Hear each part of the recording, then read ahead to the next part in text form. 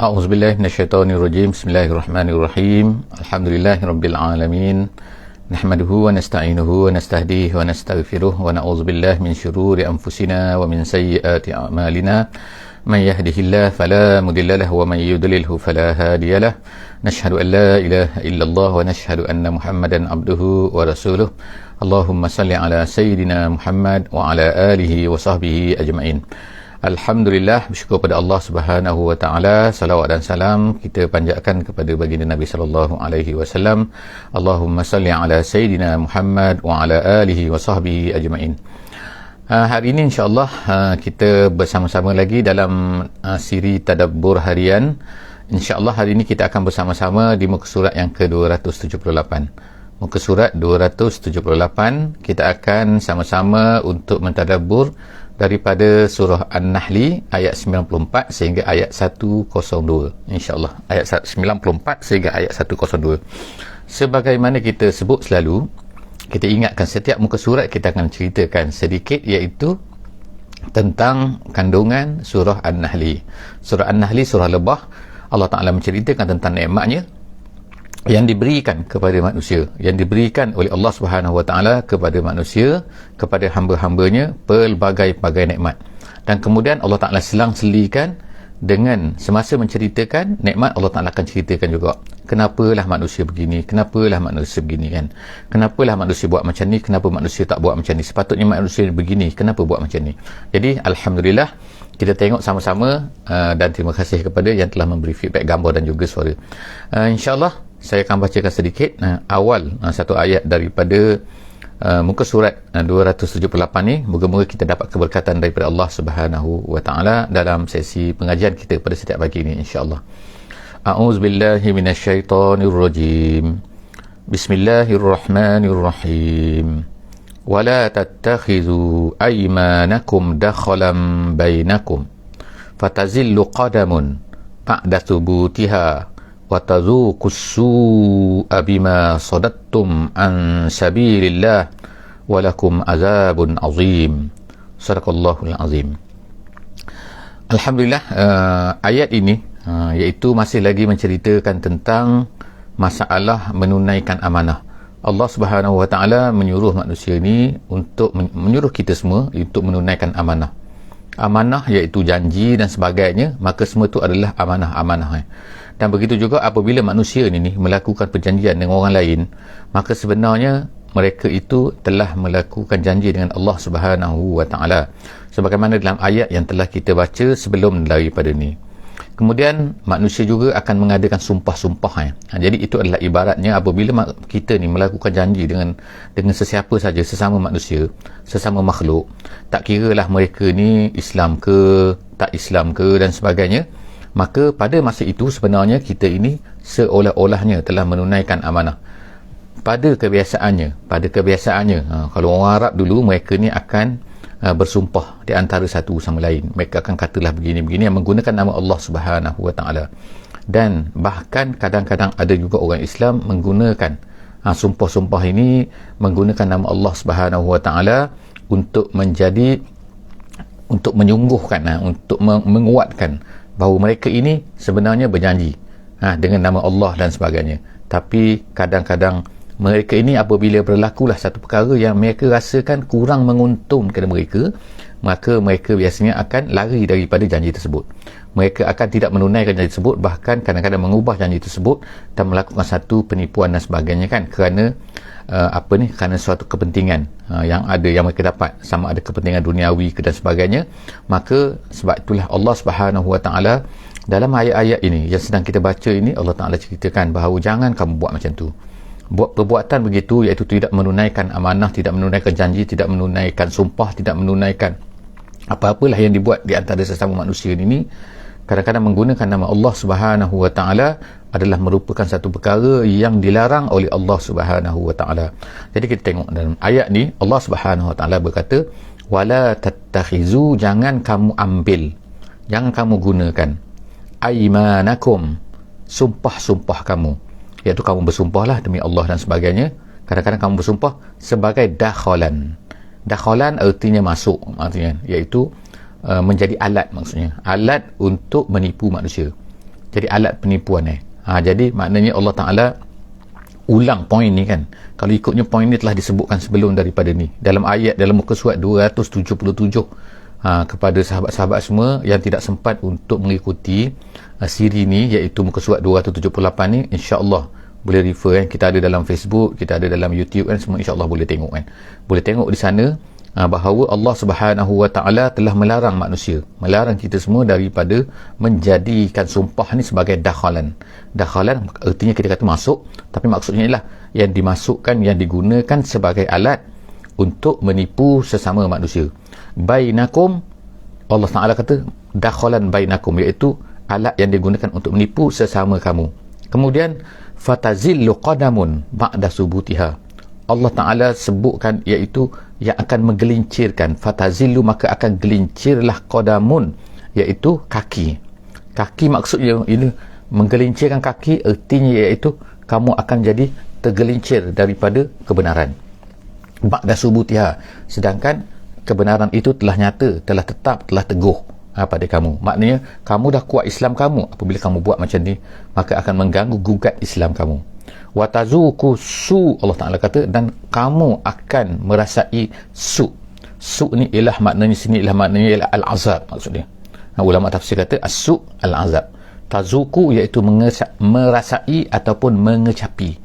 Allah Subhanahu Wa Taala dalam balaghahnya ketika menguraikan ayat ini, para ulama tafsir mengatakan Allah Ta'ala menggunakan perkataan tazuku. Tazuku itu artinya asalnya ialah merasai dengan lidah, iaitu satu benda yang kecil, satu benda yang sedikit pun kita akan dapat rasa, itu tazuku. Jadi Allah SWT akan, dia kata, akan menjadikan kamu merasai azab tersebut kalau kamu buat macam tu.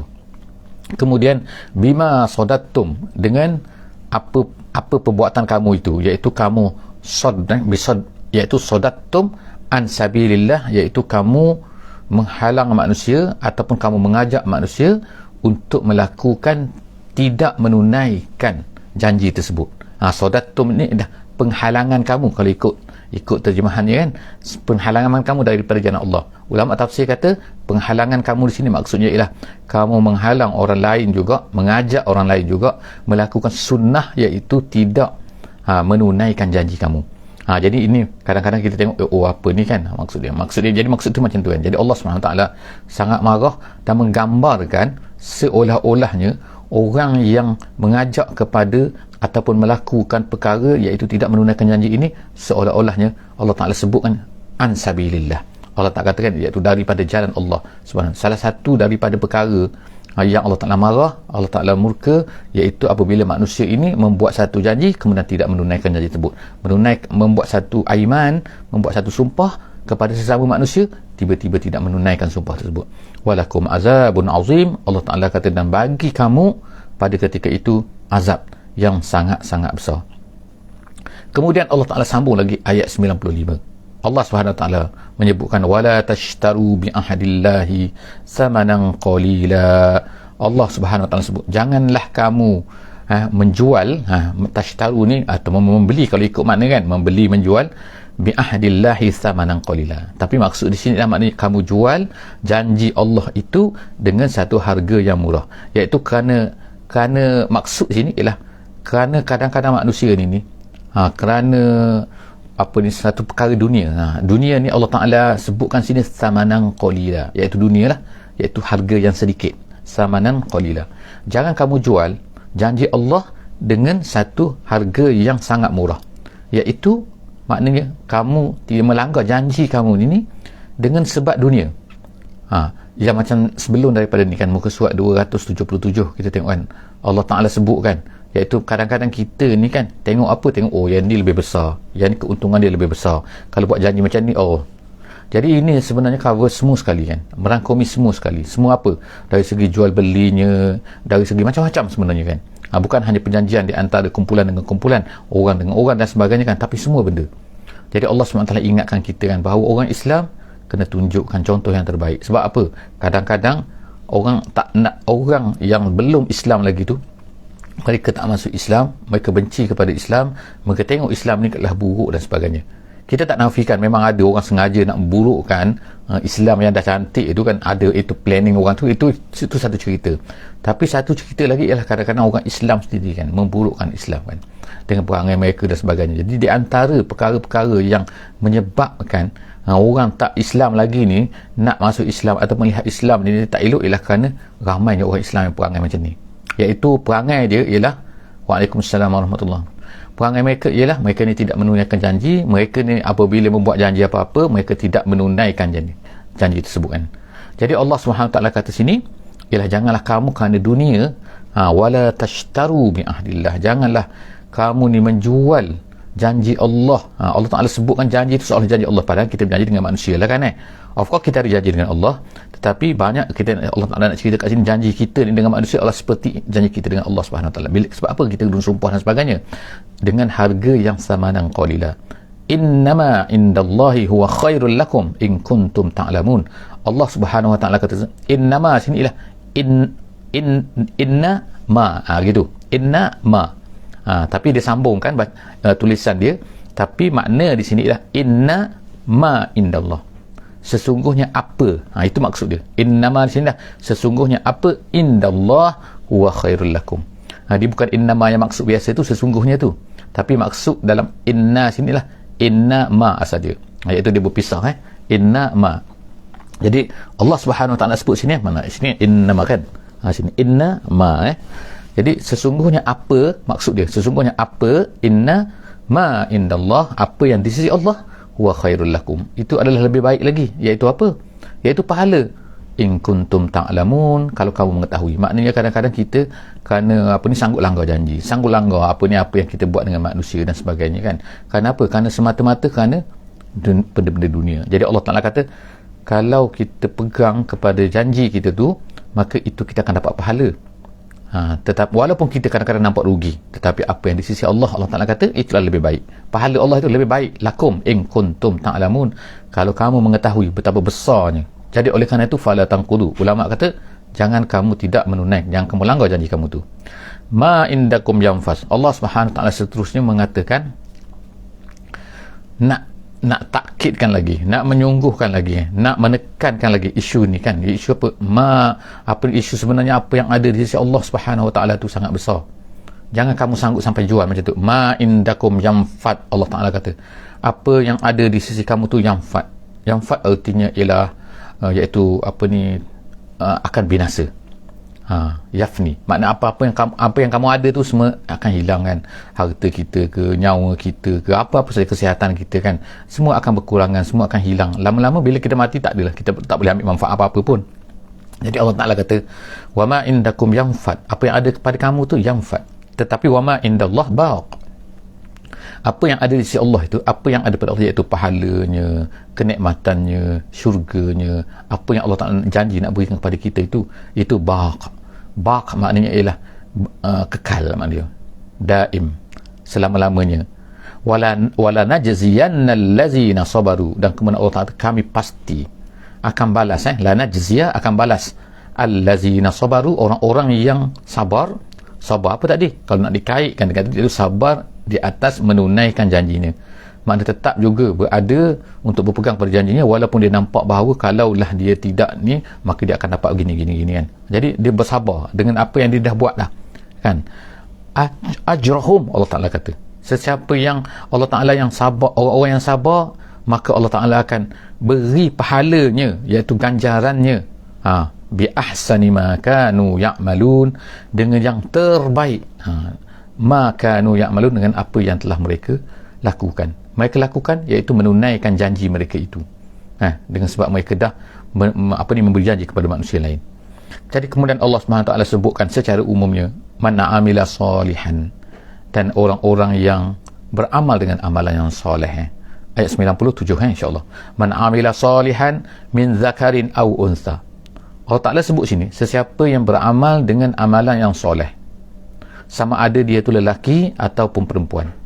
Jadi ulama tafsir menjelaskan dengan panjang lebar lah di sini kan tentang lelaki dan perempuan. Kita pun baru hari wanita kan, hari wanita sedunia dan sebagainya lah kan. Jadi dalam ayat ni Allah Subhanahu Wa Ta'ala ulama tafsir katakan disebutkan perkataan zakar au unsa, sama ada lelaki ataupun perempuan. Allah Ta'ala sebutkan zakarin au unsa. Kenapa disebutkan zakarin au unsa? Kenapa disebutkan lelaki dan perempuan? Padahal kebiasaannya Allah Ta'ala tak sebut, biasanya dia akan sebut satu saja, iaitu lelaki saja. Jadi ulama kata di sini dia nak menegaskan bahawa ditakuti, takut nanti kalau disebutkan, kadang-kadang manusia ni akan merasa bahawa, kadang-kadang orang pasal kenapa perempuan kata dia tak disebut, kenapa tak disebut, wanita kata.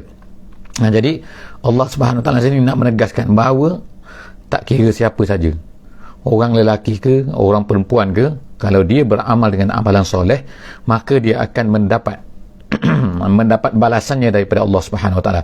Apa balasan dia? Dia akan sebut selepas daripada itu. Tapi yang the first ialah disebutkan oleh Allah Subhanahu Wa Taala sini ialah tak kira dia ni lelaki ke, perempuan ke, maka kalau dia baik, dia akan dapat pahala daripada Allah Subhanahu Wa Taala.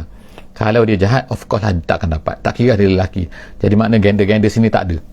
Masalah jantina di sini tak ada. Jadi Allah SWT kata sesiapa yang beramal soleh, sama ada lelaki dianya ataupun perempuan dianya, syarat yang kedua. Tak kira dia ni siapa. Yang kedua, wahuwa mu'min. Erti di sini ialah bahawa orang yang tidak mukmin takkan dapat apa yang Allah Ta'ala nak berikan ni. Jadi yang pertama, gender tak kira, jantina tak kira apa. Kemudian yang keduanya ialah syarat dia ialah dia adalah manusia, kemudian dia adalah mukmin, orang beriman. Itu adalah asasnya. Jadi Allah Ta'ala janjikan kepada mereka semua ini, falanuhyiyannahu hayatan thayyibah, kami akan berikan kepadanya kehidupan. Falanuhyiyannahu, kami akan hidupkan dia, maknanya memberikan kehidupan kepadanya. Dalam perkataan ni falanuhyiyannahu ni, kita akan tengok bahawa Allah Subhanahu Wa Ta'ala menggunakan perkataan banyak. Fa tu maka, lam tu ialah nama dia ialah lamu. Kalau dalam tafsir kata lam ini adalah lamul qasam ni. Lam qasam itu sumpah, Allah Ta'ala bersumpah pasti. Dia bukan, dia qasam untuk mentakkidkan. Qasam untuk mentakkid. Jadi Allah Ta'ala kata falanuh, nun ni adalah merupakan nun kami, kan. Falanuh yannahu, kemudian ada pula nun sini, nun bersabdu sini. Jadi nun bersabdu sini ialah yannahu. Lanuh yannahu, nun situ takkid lagi, takkid dua kali sini ada dua kali, sini adalah lam qasam lagi, lam. Jadi Allah SWT, hu ni ialah dia, iaitu orang tersebut, orang yang beramal dengan amalan soleh tadi. Jadi Allah SWT kata siapa yang beramal dengan amalan soleh, lelaki ke ataupun perempuan ke, dan dia ni adalah beriman, Allah Ta'ala kata falanuh yannahu, balasannya Allah Ta'ala akan hidupkan dia dengan hayatan thayyibah. Hayatan thayyibah, kehidupan yang baik, maksud dia, terjemahannya. Tapi maksud di sini ulama ada dua pendapat. Apakah maksud kehidupan yang baik ni? Ada yang kata ialah di dunia, masih di dunia kita ni sekarang ni, kan. Allah Ta'ala dah beri kehidupan yang baik kepadanya. Bagaimana yang dikatakan kehidupan yang baik itu? Dalam setengah hadis ada disebutkan perkara ni, yang dimaksudkan kehidupan yang baik ni bukan yang makna dengan harta yang banyak, dengan hebat-hebat, bukan. Tetapi kehidupan yang baik ini dalam hadis disebutkan ialah yang pertama, kalau di dunia ialah yang pertama sekali ar-rizqul halal, iaitu rezeki yang halal. Itu yang pertama. Jadi dia dapat rezeki yang halal, bukan tak mesti banyak. Dan yang keduanya ialah disebutkan hadis tu ialah dia ada qanaah. Qanaah ni ialah satu sifat yang Allah Ta'ala nak berikan, iaitu dalam perasaan manusia, iaitu merasai cukup dengan apa yang dia dapat. Kadang-kadang manusia ni dia dapat banyak tapi dia rasa tak cukup, dah banyak tak cukup lagi. Perasaan tak cukup sebenarnya ialah satu bala, kita kan, satu malapetaka kepada manusia ni, kan, menyebabkan manusia ni, kan, jadi sakit jiwa. Jadi perasaan cukup ni kadang-kadang walaupun sedikit tapi dia rasa cukup. Alhamdulillah, itu adalah merupakan satu nikmat. Itu yang dikatakan oleh ulama ataupun disebutkan dalam hadis sebenarnya. Itulah yang tafsiran kepada hayatan thayyibah. Kehidupan dunia ini kehidupan yang dia rasa itu kehidupan yang baik. Ada ulama lain pula mengatakan bahawa maksud hayatan thayyibah sini adalah maksudnya di akhirat. Tetapi ulama-ulama lebih mengatakan bahawa iaitu makna ayat ini, hayatan thayyibah di sini adalah lebih kepada dunia. Itu lebih kuat lagi. Pandangan ulama lebih kuat mengatakan kehidupan inilah kehidupan dunia, dan ditafsirkan oleh hadis, iaitu dua perkara, rezeki yang halal dan juga sifat qanaah, perasaan qanaah. Dan kemudian Allah Ta'ala sebut wala najziyannahum ajrahum bi ahsani ma kanu ya'malun, dan kemudian kami akan balaskan pula kepada mereka pahala bi ahsani ma kanu ya'malun, dengan yang terbaik apa yang mereka telah lakukan. Jadi ini adalah akhirat. Jadi sebab itulah ulama tafsir katakan bahawa hayatan thayyibah di sini adalah maksudnya dunia, dan di sini adalah untuk akhirat. Maknanya dunia dan akhirat, kalau mereka beramal soleh, mereka ni beriman, tak kira lelaki atau perempuan, mereka akan dapat perkara ni, dua perkara, dunia pun baik, iaitu akhirat pun baik kan. Seterusnya Allah Subhanahu Wa Taala sebutkan itu ayat yang lain pula, ayat berkenaan dengan perkara yang lain pula, iaitu ayat 98 insya-Allah 98, iaitu Allah Subhanahu Wa Taala menyebutkan tentang bila kamu nak baca Quran. Allah Ta'ala sebut fa'iza qara'tal Quran, dan maka oleh kerana itu maka apabila kamu nak baca Quran. Ni Allah Ta'ala sebutkan salah satu daripada adab, salah satu daripada cara. Apabila qara'ta, ikut dalam bahasa Arabnya qara'ta ni kamu telah baca, tapi maksud di sini ulama tafsir kata iaitu iza aradta qira'atal Quran, apabila kamu nak, makna permulaan, mana mula-mula lagi yang diajar oleh Nabi sallallahu alaihi wasallam. Apabila kamu nak baca Quran, permulaan kamu nak baca Quran, fa iza qara'tal Quran, maknanya apabila kamu start nak baca Quran, maka fasta'iz billah minasyaitonir rajim, maka hendaklah kamu isti'azah dengan Allah, iaitu meminta pertolongan kepada Allah Subhanahu Wa Taala daripada minasyaitonir rajim, daripada syaitan yang direjam. Jadi maksudnya ialah Allah Ta'ala menyuruh kita di sini membaca dengan clearnya, iaitu membaca a'udzubillahi minasyaitonir rajim semasa nak baca Quran. Setengah ulama kata menerangkan kenapa masa nak baca Quran ini kena baca a'udzubillah, minta pertolongan. Sebab Quran ni adalah, padahal kalau ikutnya kan syaitan ni, yang pertamanya ialah syaitan ni mengganggu manusia bila-bila masa saja. Perkara yang pertama. Yang keduanya ialah kita ni disuruh oleh Allah oleh Nabi SAW supaya auzubillah ni bukan hanya di masa nak baca Quran, tapi ulama kata kerana Quran ialah satu benda yang hebat, satu benda yang cantik kan. Syaitan ni bila kita nak buat baik saja kan, nak buat baik iaitu nak baca Quran je, antaranya bila nak baca Quran, maka dia akan ganggu kita. Dia akan mengganggu kita untuk menyeleweng daripada memahami, mengganggu kita membaca supaya baca ni salah dan macam-macam. Jadi itulah maknanya, sebab itulah masa nak baca Quran ni kan jaga-jaga betul, sebab syaitan akan cuba nak masuk supaya kita salah baca, supaya kita salah faham. Jadi oleh kerana inilah maka sangat-sangat perlu, kalau syaitan nak mengganggu kita supaya salah faham terhadap Quran ni, maka kita akan dapatilah apa yang berlaku kan. Maknanya ialah kalaulah kita tak belajar lagi, tak baca pula Quran, ataupun tak cuba faham Quran, bagaimana kita nak faham dengan betul? Kalaulah orang yang baca Quran pun dia akan diganggu oleh syaitan, maka orang yang tak belajar langsung bagaimana tak? Kalau kita hanya baca baca Facebook saja ke, baca orang ni cakap kan, tak tahulah siapa cakap kan, orang ni copy, orang ni paste, orang ni copy, orang paste, jadi maknanya menyebabkan kemungkinan kita salah faham. Jadi oleh kerana itu marilah kita sama-sama kan insya-Allah mentadabbur Quran, baca Quran. Jadi Allah SWT kata apabila kamu nak baca Quran, maka sebutlah fasta'iz billah, mintalah pertolongan, mintalah perlindungan kepada Allah Subhanahu Wa Taala daripada syaitan yang direjam tu. Kemudian innahu laisa lahu sultan, kemudian Allah Ta'ala ceritakan hakikat syaitan ni, kuatkah dia ni, mampukah dia ni, dia boleh menguasai kita ke? Allah SWT sebut dalam ayat seterusnya, iaitu ayat 99 tu, innahu sesungguhnya laisa lahu sultan, tidak ada bagi syaitan itu sultan. Sultan tu kekuasaan maksudnya, dia boleh menguasai alal ladzina amanu wa ala rabbihim yatawakkalun. Dia tak akan mungkin, dia kata tak akan ada kuasa kalau seseorang tu yang pertama sekali alal ladzina amanu, orang yang beriman. Kalau orang tu beriman betul-betul kepada Allah Ta'ala, dia takut, dia tak akan boleh ganggu. Jadi kalau ganggu tu, maknanya kadang-kadang kemungkinan iman kita tu lemah, iman kita tu hilang, ataupun macam mana wa'iyazbillah, maka syaitan akan dapat. Dan yang keduanya, syaitan tak akan dapat ni, iaitu dengan syarat yang dia beriman, dan kemudian dia tu wa ala rabbihim yatawakkalun, dan dia tu bertawakal kepada Allah Subhanahu Wa Taala.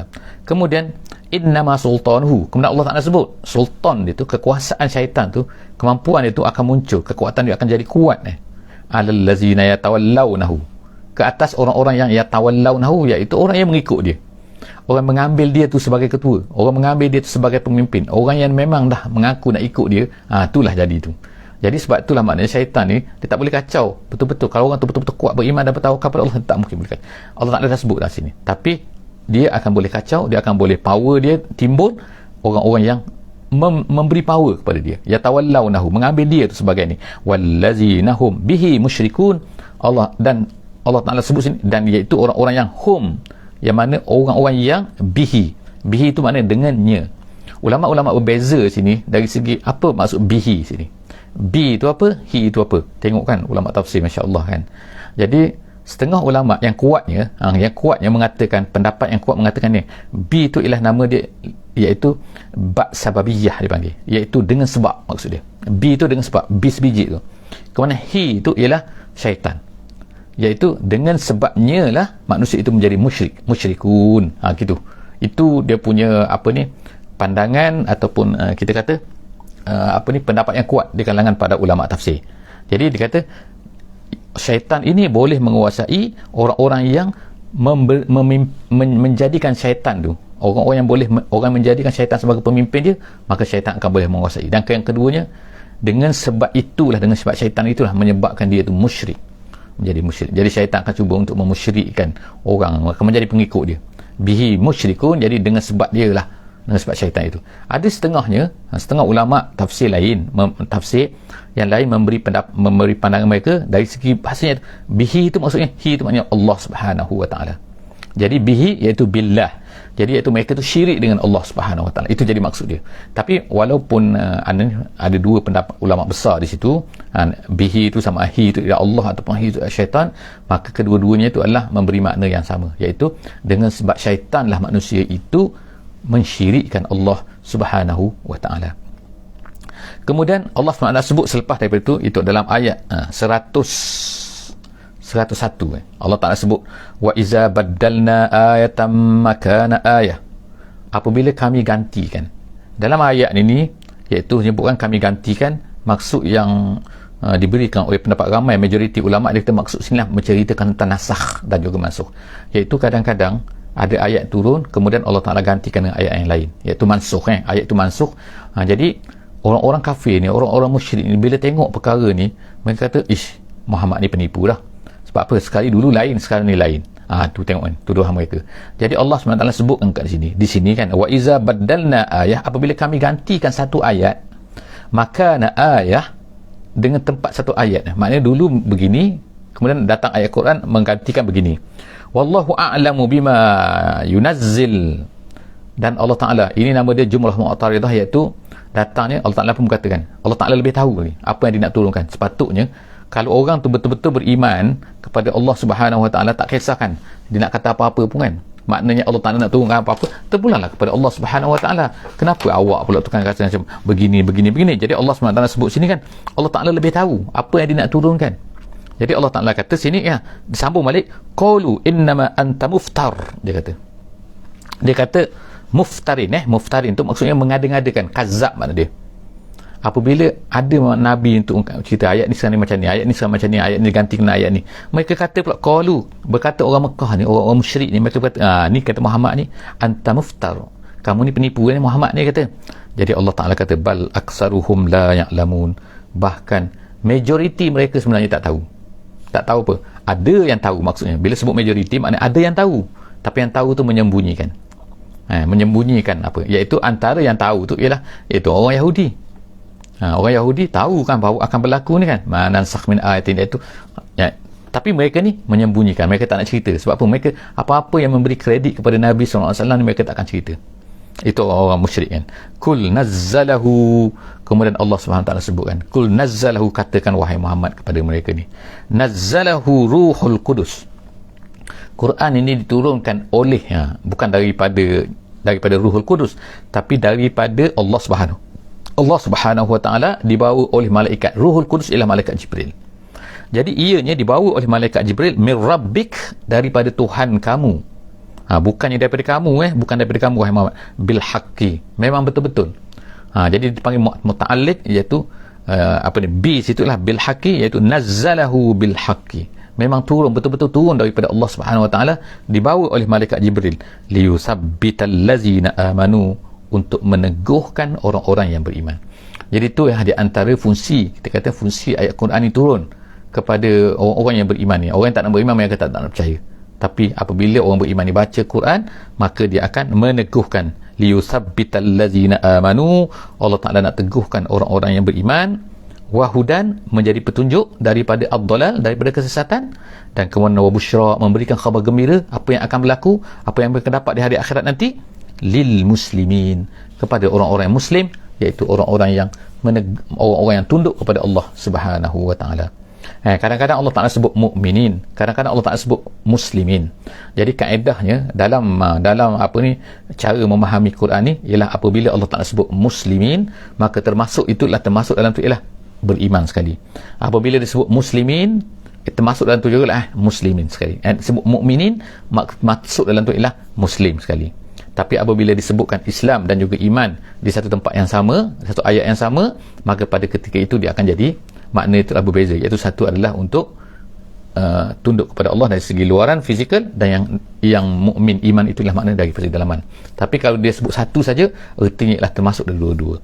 Itu adalah kaedah dari segi cara memahami Al-Quran. Setakat itulah saja insya-Allah hari ini. Kita akan jumpa lagi insya-Allah dalam sesi seterusnya, iaitu muka surat 279. Jumpa lagi insya-Allah. Jangan lupa untuk share, like, insya-Allah beri share kepada orang lain, hantar link kepada semua kawan-kawan, letakkan link ni insya-Allah, link kita ni dalam semua tempat insya-Allah, di dalam grup-grup kita insya-Allah. Jangan lupa, dan kemudian follow, like, komen insya-Allah, semua sekalian subscribe. Jumpa lagi insya-Allah. Dan jangan lupa juga boleh tengok di YouTube insya-Allah. Siapa-siapa yang mudah untuk tengok YouTube, boleh tengok di YouTube. Boleh tengok, kita ada daripada permulaan muka surat 1 sehingga muka surat sekarang ni muka surat 278. Aku qouli hadza wa astaghfirullahal azim li wa lakum. Bismillahirrahmanirrahim. Wal 'asri innal insana lafi khusr illa allazina amanu wa 'amilus solihat wa tawasaw bil haqqi wa tawasaw bis sabr. Wassalamualaikum warahmatullahi wabarakatuh.